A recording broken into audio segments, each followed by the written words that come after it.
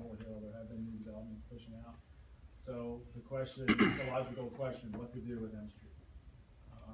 Because currently you have to go all the way around to R Street, or now, you have to go all the way to New York Avenue after 2. I'm not sure how many of you have followed that, but I should say the reason we had to close the gate between 2 and 5 is because so much traffic was coming through the Arboretum at rush hour to bypass the New York Avenue Williamsburg light that it became too dangerous for our staff. We literally clocked people at 55 miles per hour on our roads. They would pass us, they would yell at us, tell us to get out of the way. We had 80 cars in 15 minutes shoot through the R Street intersection, not stopping, even though it's a 4-way intersection. So that was because of Waze, the app.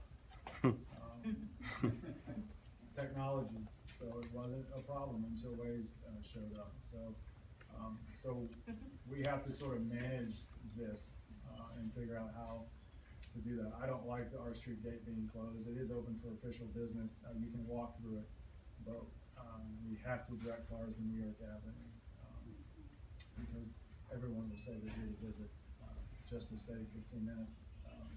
I shoot out the New York Avenue gate by 5 o'clock when I can because I go out from there. I don't blame you, but it was a problem. So we're not, I understand that we're not in a vacuum. And I think I told Kathy on the phone and other commissioners that I don't want to be that federal facility where we all commute in and go to work and then we leave at the end of the day and don't care what's outside our gates.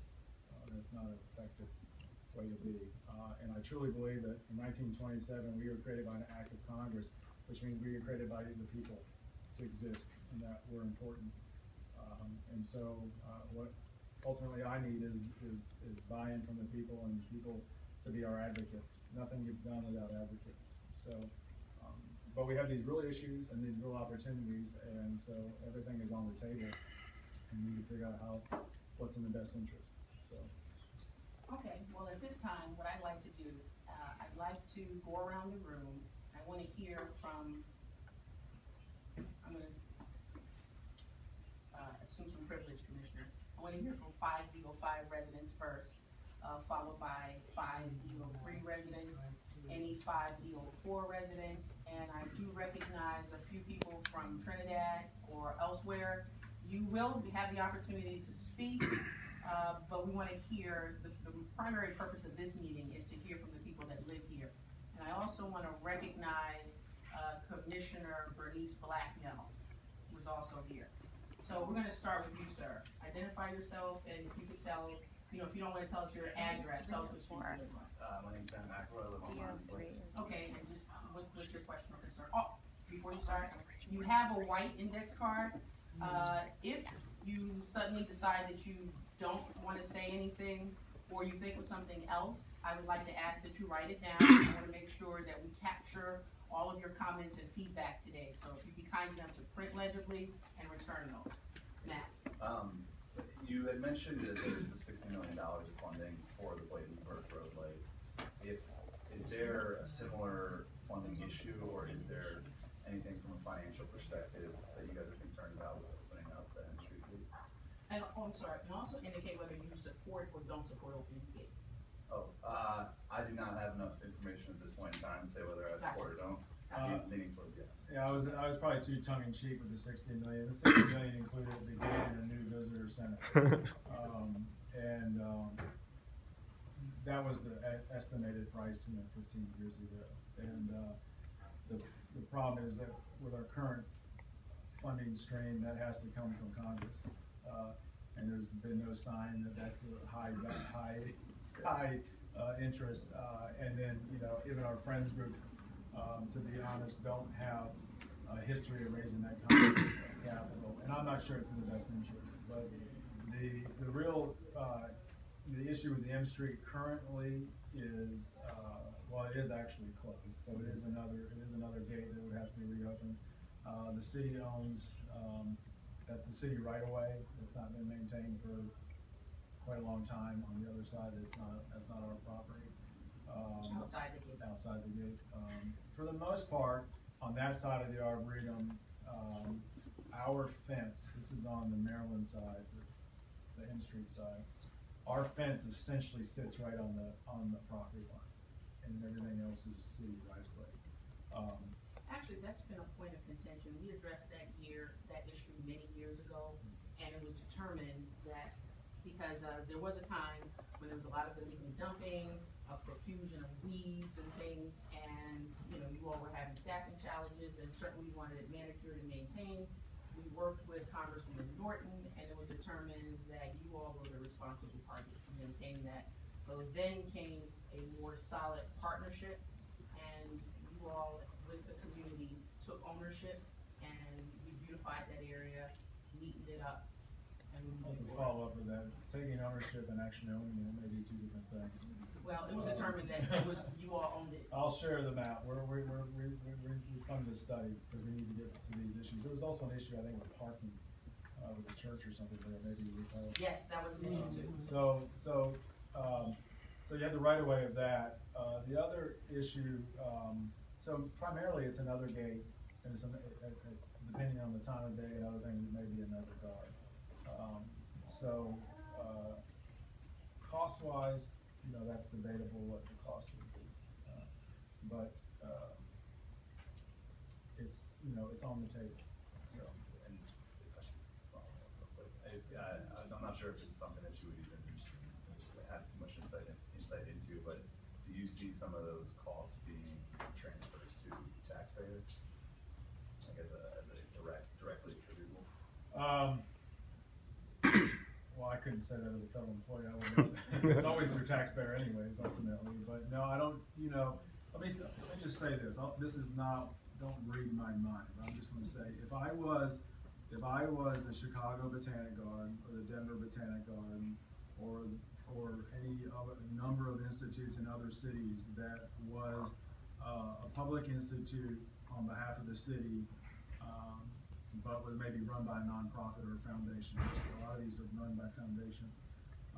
They would get a tax write-off, a check-off on taxes. A little small percentage of your local taxes would go back to a pool that then gets redistributed to important public institutes. And that's not significant. I think it was $7 million for Denver Botanic Garden last year out of a $25 million budget. So what I was sort of implying was that because we're federal and we don't receive that option's off the table.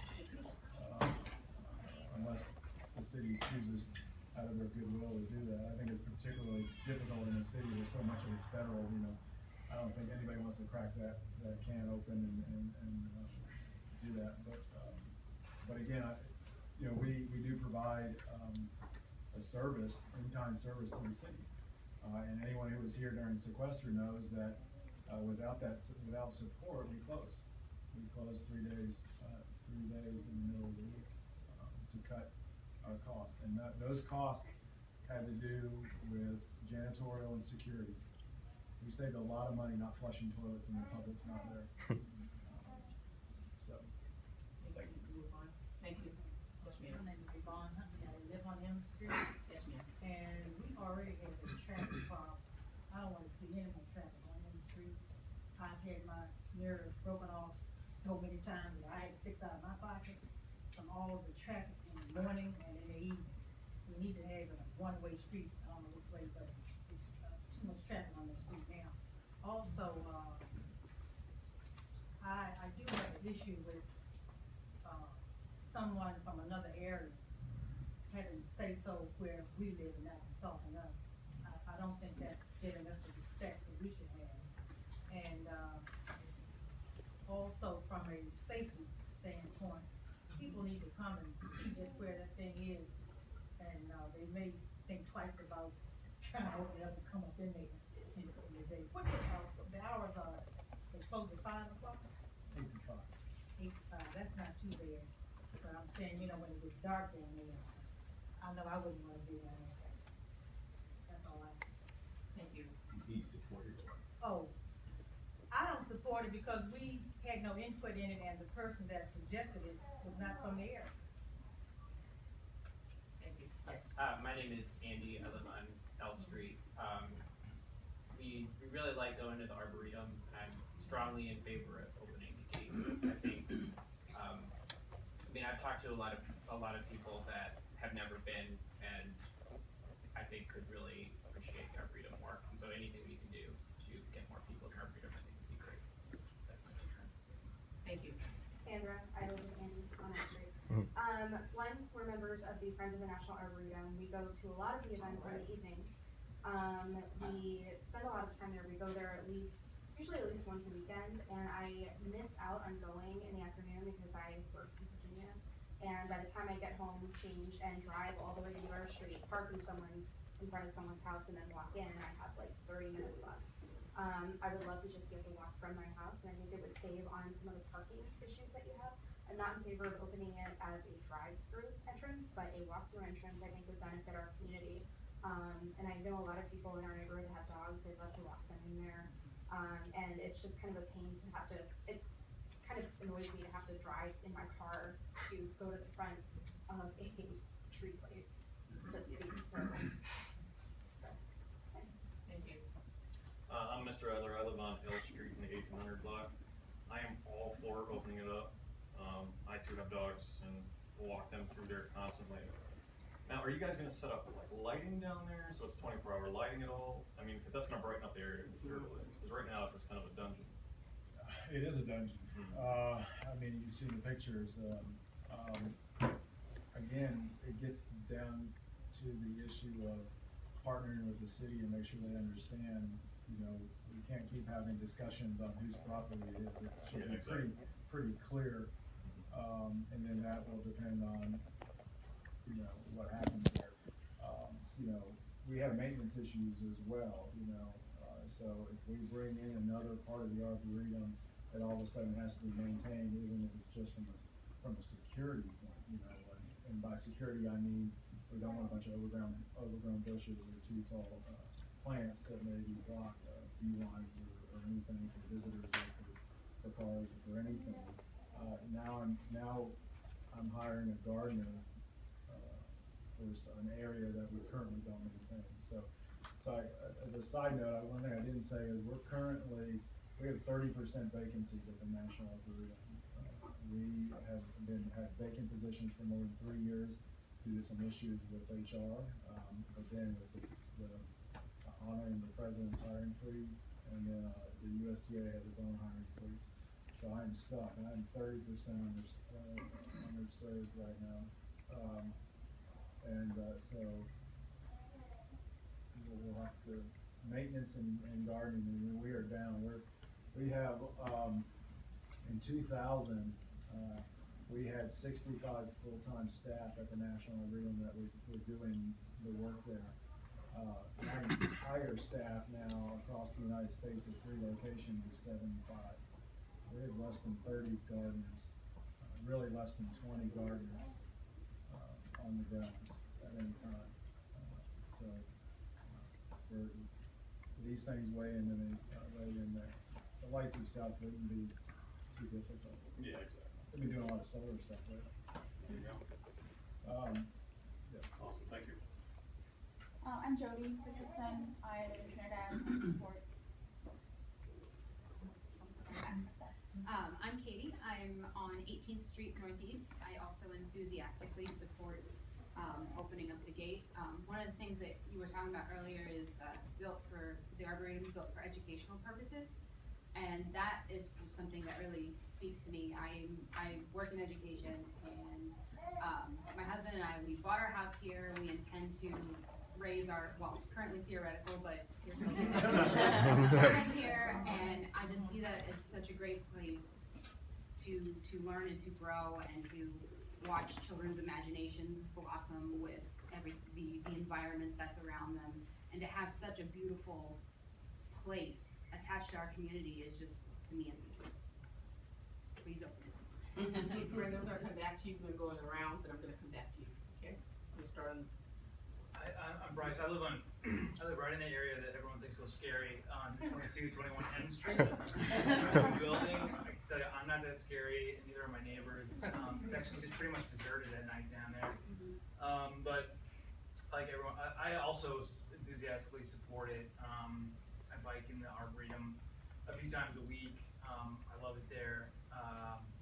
And I think, obviously, the walking and car access would be great, but I also think about the way the bike trails are working right now, going out to Anacostia, it terminates at Benning, and if you just went up on your bike on between Langston Golf Course and school there, and we're able to bike through the Arboretum at that M Street entrance, and then go out the other side to where the new city development is gonna be on Montana.